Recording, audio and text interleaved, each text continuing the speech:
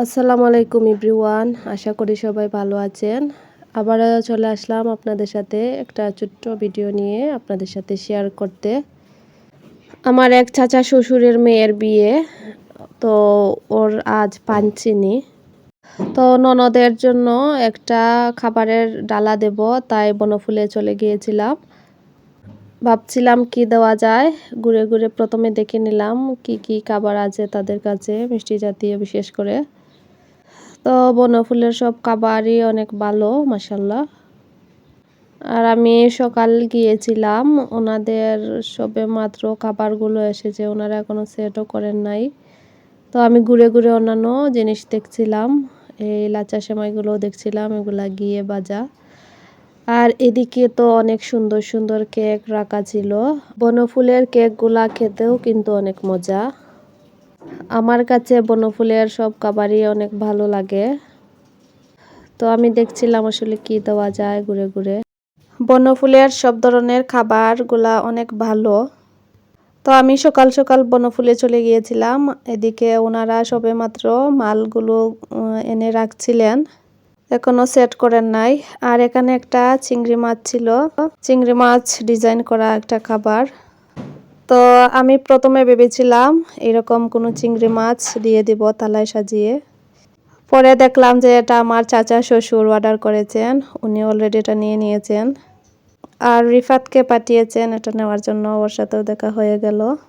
ও এসে অপেক্ষা করছিল মাছটার জন্য, সবেমাত্র আসলো। প্রথমে ভাবলাম যে সব ধরনের মিষ্টি জাতীয় খাবার দিয়ে একটা থালা সাজিয়ে দিব, কিন্তু এত সুন্দর সুন্দর কেক দেখে ভাবলাম একটা কেকই দিয়ে দেই। ননদের বিয়ে বলে কথা, তাই একটু স্পেশালভাবে একটা কেকই দিয়ে দিলাম। আর অন্যদিকে দোকানের সবাই এত ব্যস্ত ছিলেন, সবেমাত্র ওনাদের খাবার নিয়ে আসছে গাড়ি দিয়ে, সবাই নামানোর জন্য ব্যস্ত ছিলেন।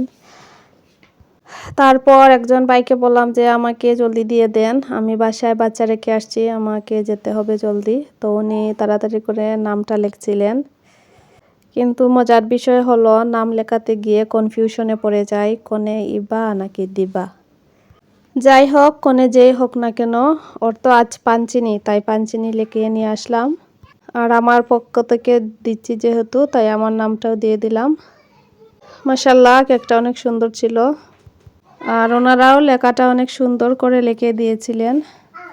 তো উনি নাম লেখছিলেন, ওনার একটু টাইম লাগবে বলেছিলেন, যেহেতু অনেক লম্বা নাম, আর একটু সুন্দর করেও লেখার চেষ্টা করছিলেন। তো আমি অন্য সাইডে গিয়ে অন্যান্য জিনিস দেখছিলাম। আর বনফুলের এই শনপাপড়িটা কিন্তু অনেক মজা, যারা খান নাই অবশ্যই একবার হলেও খেয়ে দেখবেন। আর এদিকে ওনার প্রায় শেষ।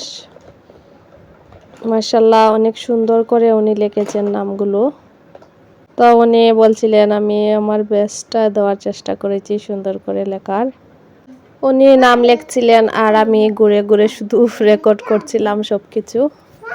তো আপনাদের কাছে এই কেকগুলা কেমন লাগলো অবশ্যই কমেন্ট করে জানাবেন। আর আমি যেটা চয়েস করেছি এটাও কি ঠিক আছে কিনা আপনারা অবশ্যই আমাকে কমেন্ট করে জানাবেন।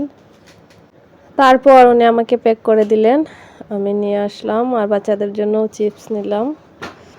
এই তো কনের বাড়ি এখন পাঠিয়ে দিব গিয়ে। আমার বাসায় যাওয়ার আগে প্রাইমারি স্কুলটি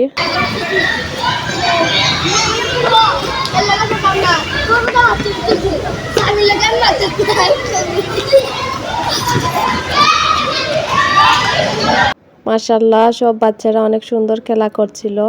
আমারও আমার ছোটবেলার কথা মনে পড়ে গেল। আর ওদের দেখে ইচ্ছে হচ্ছিল আবার ছোট হয়ে যেতে। আলহামদুলিল্লাহ, এখন আর ছোট হওয়া সম্ভব না, এখন দিনের পর দিন যাবে আর বুড়ো হব, এটাই বাস্তব। আর এই তো আমার বাসার খুব পাশেই আমি চলে আসছি। আর চিন্তা করছিলাম বাচ্চারা কি করছে বাসায়।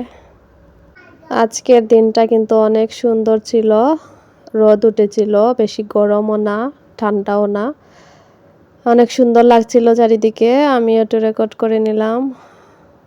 মাশাল্লাহ, আমাদের এলাকা কিন্তু অনেক শান্তিপূর্ণ একটা এলাকা। এলাকার সবাই অনেক শান্তিপ্রিয় মানুষ, তাই এমন। আমাদের পাড়ায় অনেক ডিসিপ্লিন আছে, মানতে হয়, তাই অনেক শান্তিপূর্ণ।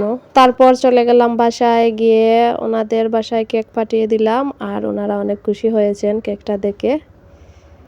বাসায় গিয়ে কিছুক্ষণ রেস্ট করলাম, বাচ্চাদের সাথেও অনেক সময় কাটালাম। তারপর দুপুরে রান্না বসিয়ে দিলাম। এদিকে কয়েকটা কই মাছ ভাজি করলাম, সাথে চিংড়ি মাছ দিয়ে কচু রান্না করলাম। মাশাল্লাহ, কচুটা কিন্তু অনেক মজা হয়েছিল।